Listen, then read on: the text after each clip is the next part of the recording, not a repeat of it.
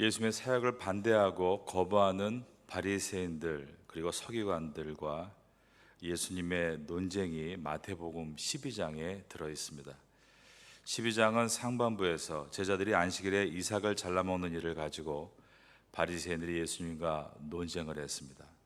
중반부에서는 예수님께서 귀신 들려 보지 못하고 말하지 못하는 사람을 고쳐주시자 귀신의 우두머리인 바알세불의 힘을 빌려서 지금 저 예수가 귀신을 쫓아내는 것이 아니냐, 그렇게 예수님을 공격했습니다. 예수님께서 이 땅에 오셔서 3년의 공생애 동안 치유하시고 말씀을 프리칭이라고 하죠. 전파하시고 그리고 티칭이라고 합니다. 가르치신 이유는 그 세 가지의 목적은 예수님이 이 땅에 오신 메시아이심을 보여주시기 위해서였습니다. 예수님께서 3년의 공생의 기간 가운데 많은 사람들의 병을 고쳐주신 것은 어둠이 물러가는 것, 바로 이것이 메시아가 온 증거이다를 보여주시기 위해서였습니다. 그런데 이 일에 대해서 종교 지도자들은 예수님을 공격하고 계속 그분의 신성을 부인했던 것입니다. 오늘 본문에는 서기관과 바리새인들이 당신이 정말로 신적인 존재라면, 즉 하나님이라면 표적을 보이라라고 공격합니다. 오늘 본문의 첫 절인 마태복음 12장 38절을 보겠습니다. 그때 서기관과 바리새인 중 몇 사람이 말하되 선생님이여 우리에게 표적 보여주기를 원하나이다. 굉장히 공손한 말이죠. 왜냐하면 지금 많은 군중이 예수님을 따르고 있기 때문에 이 종교 지도자들은 겉으로는 굉장히 공손하게 묻고 있지만 이 질문은 청하는 질문이 아니라 공격의 질문입니다. 표적을 보이라는 것입니다. 메시아로 믿고 싶어서가 아니라 메시아인지 증거를 대라라는 오만하고 방자한 도전인 것입니다. 그들은 예수님을 선생님이라고 부르고 있는데 최소한의 예를 갖추고 있지만 분명히 빈정거리는 어투가 이 12장에 가득 들어있는 것입니다. 예수님은 그들의 요구에 대해서 병자를 고치는 기적이나 오병이어로 5천 명을 먹이시는 놀라운 이적을 행하신 것이 아니라 그들을 향해서 악하고 음란한 세대가 표적을 구한다라며 책망하셨습니다. 39절입니다. 예수께서 대답하여 이르시되 악하고 음란한 세대가 표적을 구하나 선지자 요나의 표적밖에는 볼 표적이 없느니라. 예수님은 표적을 보여주시는 대신에 메시지를 주셨는데 그 내용은 이 땅에 고난의 메시아로 오신 예수님의 죽음과 부활의 내용이었습니다. 40절입니다. 요나가 밤낮 사흘 동안 큰 물고기 뱃속에 있었던 것 같이 인자도 밤낮 사흘 동안 땅속에 있으리라. 요나서를 보면 요나는 물고기 뱃속에 있었던 3일의 시간을 가리켜서 나는 수올의 뱃속에 있었다라는 말을 했습니다. 수올은 지옥이란 뜻인데 마지막 심판을 받고 떨어지는 지옥, 게헨나라는 단어가 아니라 그 당시에 완전한 죽음을 뜻하는 단어 하데스라는 단어였습니다. 우리나라 사도신경에 보면 본디오 빌라도에게 고난을 받아 십자가에 못 박혀 죽으시고라고 되어 있는데 원어에는 음부에 들어가시고라고 되어 있습니다. 그래서 영어 번역에는 He descended into hell, 지옥이라고 표현되어 있습니다. 여기에 지옥은 완전한 죽음을 뜻하는 단어, 즉 하데스인 것입니다. 예수님은 인간을 대신해서 십자가에서 고난을 받으시고 완전한 죽음에 떨어지셨다, 완전한 죽음을 경험하셨다라는 뜻입니다. 그리고 3일 후에 죽음을 이기시고 부활하신 것입니다. 예수님은 앞으로 일어날 십자가의 사건을, 요나의 사건을 가지고 미리 말씀하고 계셨습니다. 이것은 지금 예수님께서 서기관들과 바리새인들에게 메시지를 주고 있는 것입니다. 그러시면서 요나가 복음을 전했을 때 이방인들이 어떤 아수르의 니느웨 사람들이 돌아오고 회개하지 않았느냐. 그런데 요나보다 더 큰 이가 지금 너희 앞에 있다라고 하셨습니다. 41절입니다. 심판 때에 니느웨 사람들이 일어나 이 세대 사람을 정죄하리니 이는 그들이 요나의 전도를 듣고 회개하였음이거니와 요나보다 더 큰 이가 여기 있으니. 요나가 복음을 전할 때, 심판의 복음을 전할 때 니느웨 백성들이 회개하고 돌아왔죠. 왕에서부터 심지어 그 집안에 있는 가축까지 회개하고 돌아왔다라고 요나서에 기록합니다. 그런데 요나보다 더 큰 이가 오셔서 회개하라, 천국에 가까웠다라고 할 때 그들은 회개하지 않았던 것입니다. 두 번째 메시지는 솔로몬을 찾아왔던 남방 여왕의 이야기를 주님께서 예로 드셨습니다. 12장 42절입니다. 심판 때에 남방 여왕이 일어나 이 세대 사람을 정죄하리니 이는 그가 솔로몬의 지혜로운 말을 들으려고 땅끝에서 왔음이거니와 솔로몬보다 더 큰 이가 여기 있느니라. 우리가 알고 있는 대로 솔로몬은 하나님으로부터 지혜를 얻었습니다. 그 지혜가 얼마나 컸는지 여러 나라에서 솔로몬의 지혜를 듣기 위해 모여들었습니다. 저 멀리 있는 남방의 여왕이 솔로몬을 찾아왔는데 지금 솔로몬보다 더 큰 이가 여기에 있다. 이것도 말씀을 들으려 하지 않는 바리새인들과 종교 지도자들을 향한 주님의 메시지입니다. 구원은 어디에 있는가? 인생의 목적은 어디에 있는가? 아프리카의 남방 여인은 저 멀리서부터 와서 그 지혜를 얻기 위해 솔로몬을 찾아왔습니다. 그런데 그 솔로몬보다 더 큰 이가 지금 너희 앞에 있다라는 것입니다. 예수님은 요나의 복음을 들은 니느웨 사람들이, 그리고 솔로몬의 지혜를 들은 남방 여왕이 지금 이 자리에 있다면 그들이 너희들을 정죄했을 것이다. 그보다 더 큰 이가 여기 있는데 왜 여러분은 그 말을 듣지 않습니까? 라고 여러분들을 분명히 책망했을 것입니다 라고 하신 것입니다. 그러시면서 바리새인들이 걸핏하면 예수님이 귀신의 힘을 빌려서 표적을 보이는 것이다 이렇게 얘기했지만, 정작 영적으로 눈먼 자들은 바로 너희들이다. 43절입니다. 더러운 귀신이 사람에게서 나갔을 때에 물 없는 곳으로 다니며 쉬기를 구하되 쉴 곳을 얻지 못하고, 그 당시 유대인들은 귀신들은 물이 없는 광야에 살고 있다라고 생각했습니다. 하지만 이것은 전혀 성경적인 말은 아닙니다. 그저 그들만의 미신이죠. 예수님은 그들의 어리석은 생각을 알고 계시고 그들의 현 상황을 이 상황으로 설명하고 있습니다. 44절에 보면 이에 이르되 내가 나온 내 집으로 돌아가리라 하고 와보니 그 집이 비고 청소되고 수리되었거늘 이에 가서 저보다 더 악한 귀신 7을 데리고 들어가서 거하니 그 사람의 나중 형편이 전보다 더욱 심하게 됐느니라. 이 악한 세대가 또한 이렇게 되리라.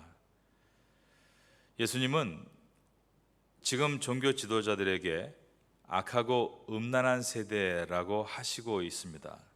이것은 구약의 말씀을 인용하고 있는 것인데, 이스라엘 백성이 출애굽에서 광야를 지날 때, 불순종할 때 악한 세대란 말을 하셨고, 이스라엘 백성이 가나안에 도착해서 하나님만 의지하지 않고 다른 신을 섬기고 그 신들과 혼합됐을 때 음란한 세대라고 하셨습니다. 그럴 때 이스라엘 백성이 나라를 잃어버렸고 삶이 고통으로 바뀌었고 또 회복되었으나 다시 범죄함으로 지금 현재 이 로마의 주권 속에 들어있었던 것입니다.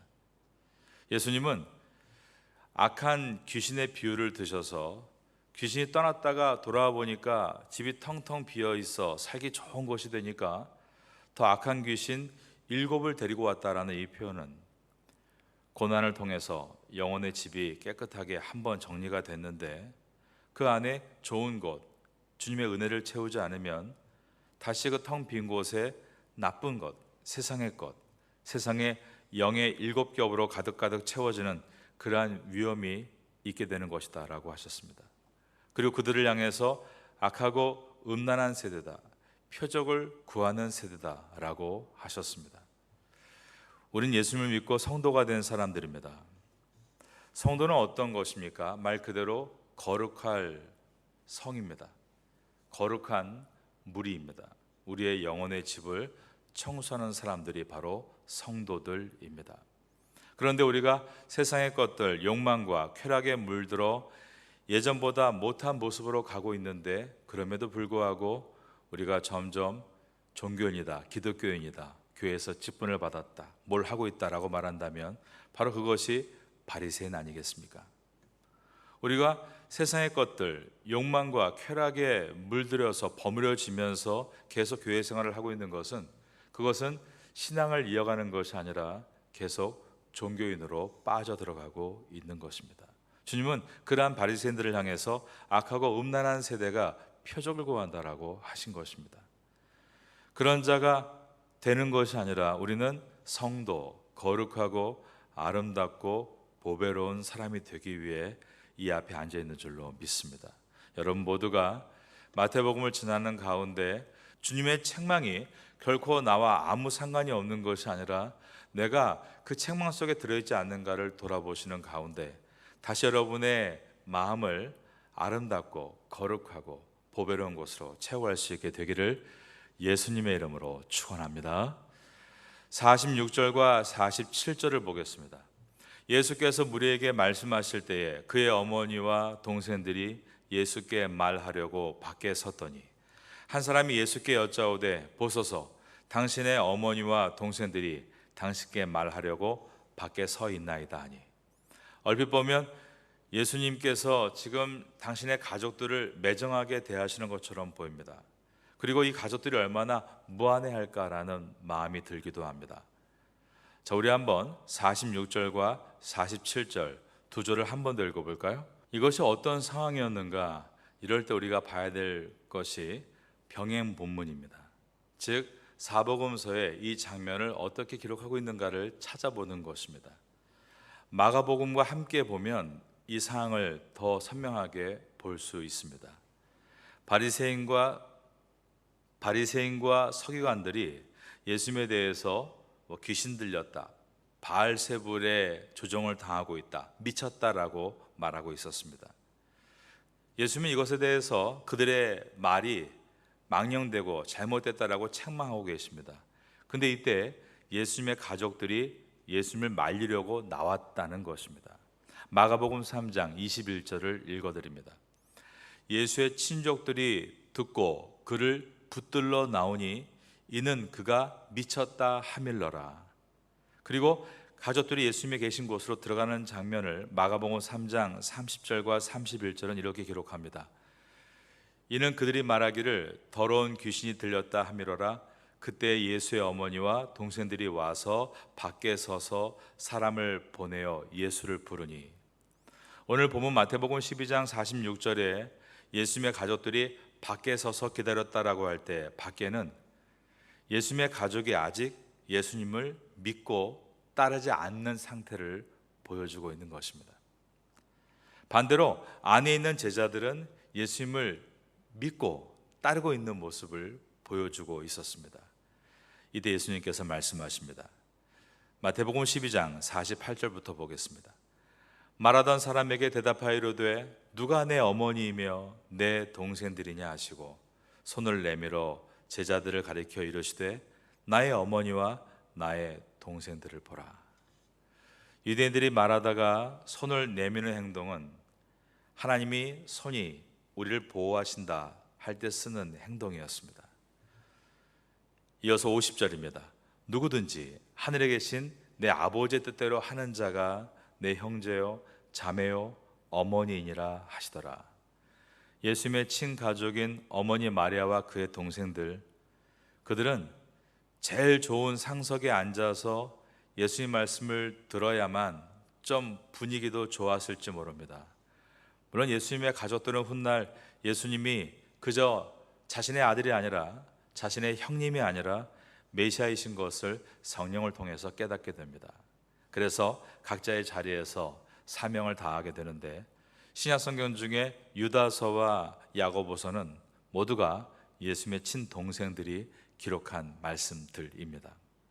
모두가 자기의 형인 예수가 형이 아니라 자신의 메시아이신 것을 위해서 사명을 감당하다가 순교한 것입니다. 마지막 절인 50절에 누구든지 하늘에 계신 내 아버지의 뜻대로 하는 자가 내 형제요 자매다 해서 누구든지는 오늘 표적을 구하다가 예수님의 메시지를 듣고 있는 바리새인과 이 서기관들도 다 포함됩니다. 그들은 출신과 파벌로 갈라져서 바리새인, 페리시스라고 했고 사두개인, 사두시스 그렇게 갈려 있었습니다. 그들이 볼 때 예수는 새로운 신생 파벌로밖에 보이지 않았습니다. 자신의 자리를 위협하는 그러한 세력으로만 보였던 것입니다. 그러나 예수님은 출신과 파벌과 친분으로 사람을 보시지 않습니다. 오직 그가 in Christ, 주님 안에 있는가 밖에 있는가로 보신다라는 것입니다. 우리는 오늘 본문을 통해서 나는 지금 주님 안에 있는가 주님 밖에 있는가를 돌아봐야 합니다. 그리고 내가 주님 안에 있기를 사모해야 합니다. 그리고 내 심령은 어둡고 더러운 것으로 방치되는 심령이 아니라 아름답고 보배로운 것으로 채워지는 심령이 되기 위해 우리가 사모하고 그 일을 해 나가야 합니다. 오늘도 하루를 주신 하나님 앞에 이 은혜를 붙들고 기도하시고 힘차게 출발하시는 성도가 되시기를 예수님의 이름으로 축원합니다.